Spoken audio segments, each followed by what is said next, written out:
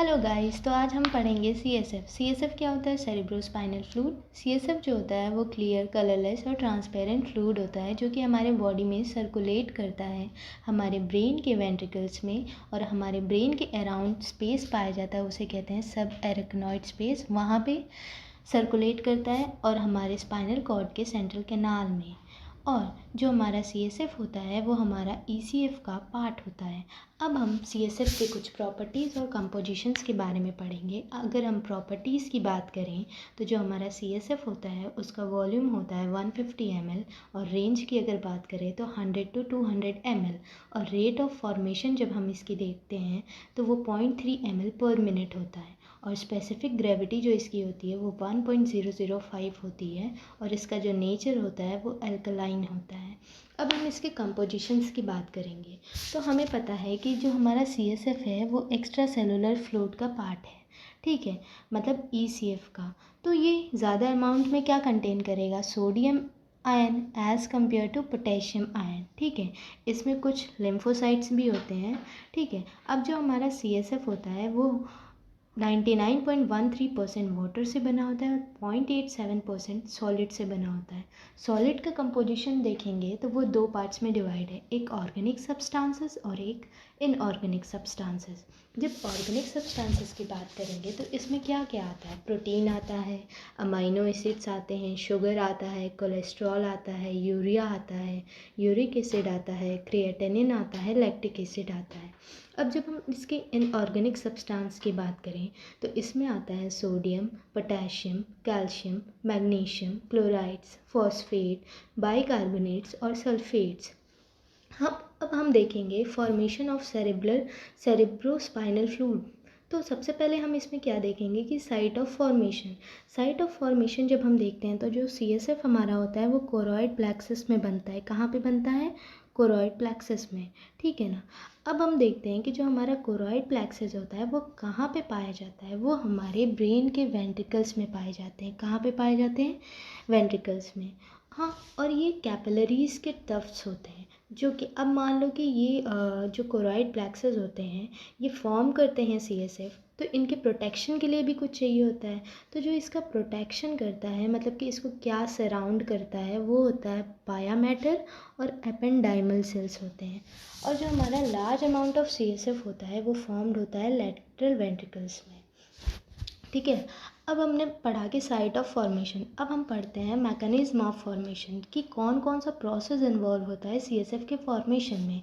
तो सीएसएफ के फॉर्मेशन में जो प्रोसेस इन्वॉल्व होता है वो सिक्रीशन होता है। साथ ही साथ हम इसमें इन्वॉल्व करते हैं एक्टिव ट्रांसपोर्ट। क्या इन्वॉल्व करते हैं? Active transport.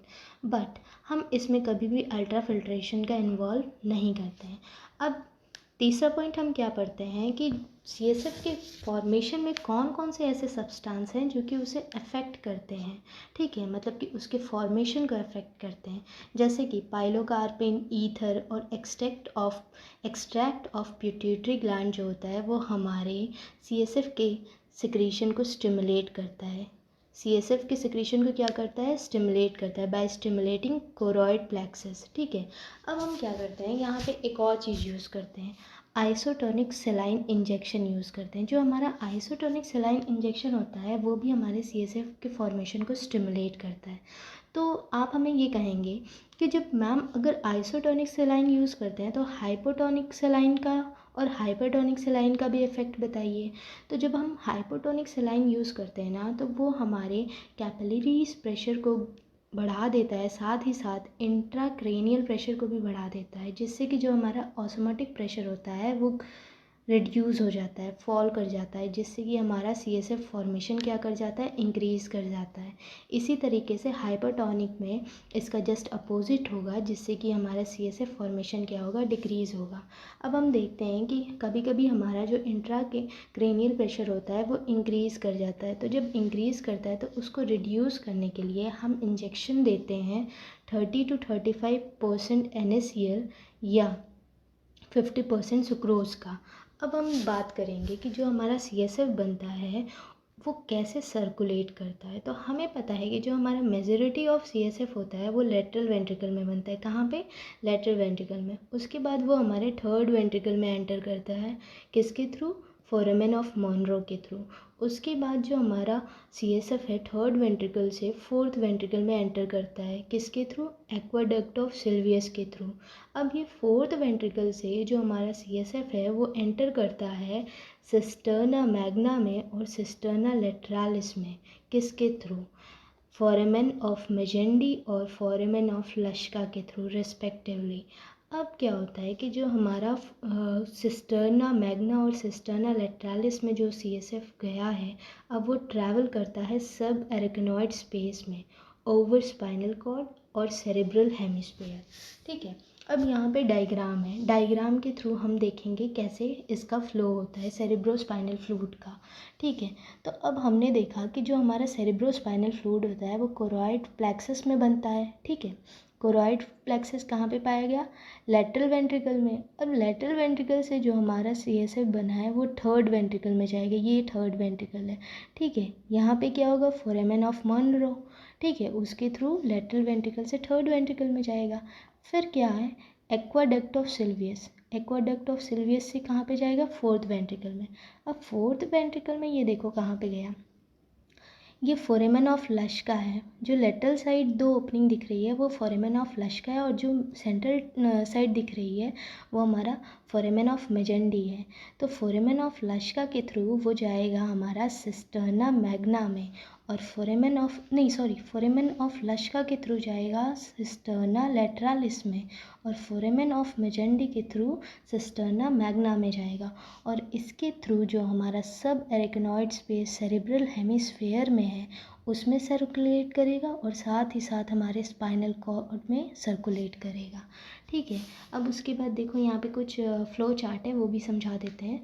जैसे कि जो हमारा सेरेब्रोस्पाइनल फ्लूइड लेटरल वेंट्रिकल में फॉर्म हुआ है वो जाएगा फोरामेन ऑफ मॉनरो में, फिर उसके बाद थर्ड वेंट्रिकल में, फिर एक्वाडक्ट सिल्वियस से होते हुए फोर्थ वेंट्रिकल में, फिर उसके बाद फोरामेन ऑफ मेजेंडी और फोरामेन ऑफ लश्का के थ्रू सिस्टर्ना मैग्ना में और सिस्टर्ना लैटरलिस में, उसके थ्रू वो सेंट्रल कैनाल में जाएगा, और सब एरेक्नोइड स्पेस में, सब एरेक्नोइड स्पेस जो होगा वो स्पाइनल कॉर्ड के बाहर बाहर और सेरिब्रल हेमिस्फेयर के बाहर बाहर पूरा फ्लो करेगा। अब हम देखेंगे फंक्शंस ऑफ CSF। CSF के फंक्शन में अगर हम सबसे पहले बात करते हैं तो वो प्रोटेक्टिव फंक्शन होता है। प्रोटेक्टिव फंक्शन में हम देखते हैं कि ये एक फ्लूइड बफर की तरह काम करता है। ठीक है, हमारे ब्रेन को क्या करता है? प्रोटेक्ट करता है किसी भी शॉक से। ठीक है, अब हम इसकी स्पेसिफिक ग्रेविटी देखते हैं। ब्रेन इसकी CSF की जो स्पेसिफिक ग्रेविटी होती है वो हमारे ब्रेन की स्पेसिफिक ग्रेविटी से नियरली मैच करती है। इस वजह से जो हमारा ब्रेन होता है वो फ्लोट करता है CSF में। ठीक है, और एक कुशन की तरह एक्ट करता है। ठीक है, अब जब हम इसके मूवमेंट की बात करते हैं तो ये हमेशा जो भी मूवमेंट होता है अगेंस्ट स्कल बोन के करता है। ठीक है, जब हम कभी देखते हैं कि हमें कोई अगर छोटा सा ब्लो लगता है, ठीक है, तो वो हमेशा एक्ट करता है, मतलब जो हमारा ब्रेन होता है वो हमेशा मूवमेंट शो करता है जस्ट उसके अपोजिट। ठीक है, मतलब कि अगर मान लो राइट साइड हमें कोई ब्लो लगता है तो वो हमेशा लेफ़्ट साइड ब्रेन का मूवमेंट होगा हमारे ब्रेन बॉक्स में। ठीक है, और कभी कभी क्या होता है कि सीवियर ब्लो होता है। ठीक, तो वो सीवियर ब्लो होगा तो हमारे ब्रेन को क्या करेगा? अफेक्ट करेगा, और उस समय जो रिज़ल्ट होगा उसे हम कहते हैं काउंटर कफ इंजरी। हमारे ब्रेन में एक इंजरी कॉज करेगा, उसे हम कहते हैं काउंटर कफ इंजरी। दूसरा फंक्शन इसका होता है रेगुलेट करता है हमारे क्रेनियल कंटेंट वॉल्यूम को। ठीक है, ये भी हमारे ब्रेन के लिए एसेंशियल है। क्यों? क्योंकि अगर इसका वॉल्यूम बढ़ेगा, ठीक है, तो ये हमारे ब्रेन में कुछ चीज़ें ऐसी होंगी जैसे कि सेरिब्रल हेमरेज हो जाता है, ब्रेन ट्यूमर होता है। ठीक है, तो इसे भी रेगुलेट करने की हमें ज़रूरत होती है। ठीक, उसके बाद ये क्या करता है? ये एक्ट करता है एक्सचेंज के मीडियम, एक्सचेंजर की तरह। जैसे कि ये हमें एक मीडियम प्रोवाइड कर रहा है जहाँ पे हम कुछ मटेरियल को एक्सचेंज कर रहे हैं। जैसे जो CSF होता है वो forms the medium from which particularly nutrient substance waste material exchanges between blood and brain tissues। जो हमारे ब्लड है और ब्रेन टिश्यू है उनके बीच में कुछ एक्सचेंज का काम करता है। अब हम देखते हैं कि जो CSF होता है उसको हम कलेक्ट कैसे करते हैं। ठीक है, उसको हम कलेक्ट करते हैं दो प्रोसेस से। एक हमारा प्रोसेस है सिस्टर्नल पंक्चर और दूसरा है लंबर पंक्चर। सिस्टर्नल पंक्चर जो होता है वो हम कहाँ पे करते हैं, ऑसिपिटल बोन और एटलस के बीच में करते हैं, ठीक है। वहाँ पे हम एक निडल को पास करते हैं जो कि एंटर करता है सिस्टर्ना मैग्ना में। कहाँ पे एंटर करता है, सिस्टर्ना मैग्ना में, ठीक है। देखो यहाँ पे हमने क्या किया कि जो सिस्टर्नल पंक्चर करते हैं उसमें हम क्या करते हैं कि एक निडल को डालते हैं कहाँ पे, ऑसिपिटल बोन और एटलस के बीच में, जहाँ से वो एंटर करता है सिस्टर्ना मैग्ना में। दूसरा प्रोसेस है लंबर पंक्चर, वो हम इंट्रोड्यूस करते हैं उस निडल को सब एरिकनॉइड स्पेस में, कहाँ पे, लंबर रीजन में। और कौन कौन से स्पाइन के बीच में, लंबर वर्टिब्री 3 और 4, ठीक है। अब जो हम लंबर पंक्चर करते हैं उसका क्या यूजेस है, अगर हम उसकी यूजेस की बात करें तो वो एक डायग्नोसिस पर्पस के लिए हम यूज़ करते हैं। दूसरा होता है कि जो हमारे CSF में प्रेशर है उसको मेज़र करने के लिए। तीसरा प्रोसेस ये है कि अगर हमें एनेस्थीसिया या एनाल्जेसिया कुछ भी देना हो तो हम वहाँ पे इंजेक्ट करते हैं ड्रग को। अब इसका हम एक और फंक्शन देखते हैं कि जो CSF है वो हमारा ब्लड ब्रेन बैरियर की तरह एक्ट करता है, ठीक है। ये एक न्यूरो प्रोटेक्टिव स्ट्रक्चर है, ठीक है, जो कि कोई भी जो हमारे लिए कोई भी पैथोजन है या कोई भी हार्मफुल सब्सटेंस है उसकी एंट्री को प्रिवेंट करता है हमारे ब्रेन टिश्यू में। जो ब्लड में तो भाई बहुत सारी इम्प्योरिटीज़ हैं, बहुत सारे पैथोजन हैं, ठीक है। तो उसकी एंट्री को कौन रोकता है, CSF। और CSF को इसीलिए हम क्या कहते हैं, ब्लड ब्रेन बैरियर, ठीक है। अब कुछ समय पहले एक साइंटिस्ट थे जिन्होंने क्या किया कि एक स्टेन लिया जिसे ट्राइफेंस ब्लू कहते हैं, ठीक है। अब उन्होंने क्या किया कि उन्होंने एक मतलब बॉडी में दिया, उसको इंट्रोड्यूस कराया, तो उन्होंने ये देखा कि जो हमारे बॉडी के सारे टिश्यूज़ थे उनमें ट्राइफेंस ब्लू का स्टेनिंग हो गया, लेकिन ब्रेन और स्पाइनल कॉर्ड के रीजन को छोड़ के। तो उन्होंने सोचा कि कुछ तो इसमें बैरियर का काम कर रहा है जो कि इसे स्टेन नहीं होने दे रहा है। फिर आगे पढ़ते गए उसके बाद हमें पता चला कि जो हमारा ब्रेन और स्पाइनल कॉर्ड है वहाँ पे जो ब्रेन बैरियर का काम, मतलब ब्लड ब्रेन बैरियर का काम क्यों कर रहा है, वो इस वजह से कर रहा है क्योंकि जो हमारी वहाँ पे जो एंडोथीलियल सेल्स, जो हमारी ब्लड कैपिलरीज होती हैं उनमें एंडोथीलियल सेल से बनी होती हैं, लेकिन वहीं पे जो ब्रेन की ब्लड कैपिलरीज होती हैं उनकी जो एंडोथीलियल सेल्स होती हैं ना वो टाइट जंक्शन शो करती हैं, जिसकी वजह से कोई भी इम्प्योरिटीज़ या पैथोजन हमारे ब्रेन टिश्यू में नहीं घुस पाता है। इसीलिए ये जो CSF है ये प्रोवाइड करता है एक अच्छा सा, या एक्ट करता है एक ब्लड ब्रेन बैरियर की तरह। अब हम अगर बात करें इसके फंक्शंस की तो ये हमारे ब्रेन टिश्यू में किसी भी हार्मफुल केमिकल का एंटर नहीं कराता है, साथ ही साथ ये हमें हेल्दी एनवायरनमेंट देता है। और तीसरी बात ये हो गई कि जो हमारे लिए असेंशियल और मेटाबॉलिक मटेरियल्स हैं उनको हमारे ब्रेन टिश्यू में परमिट करता है या परमिएबल करता है, ठीक है। अब इसकी अप्लाइड फिजियोलॉजी की बात करें तो इसमें हम देखते हैं हाइड्रोसेफेलस जो होता है वो एक एबनॉर्मल एक्युमुलेशन होता है CSF का ब्रेन में। मतलब कि जैसे कि CSF क्या है, एक ट्रांसपेरेंट फ्लूइड है, ठीक है। तो वैसे ही अगर हम नॉर्मल लेमैन लैंग्वेज में देखें तो एक तरीके से ब्रेन में पानी भर जाना, उसी को हम क्या कहते हैं, हाइड्रोसेफेलस।